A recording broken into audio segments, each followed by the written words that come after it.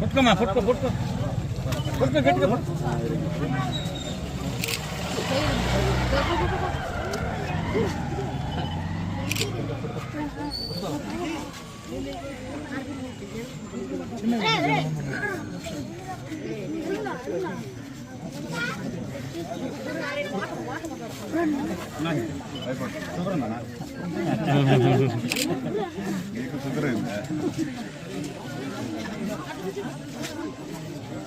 అందరికీ నమస్కారం. ఈ రోజున జనసేన పార్టీ జాతీయ స్థాయిలో గర్వించేటట్లు పోటీ చేసిన ప్రతి చోట కూడా 100% విజయం సాధించింది.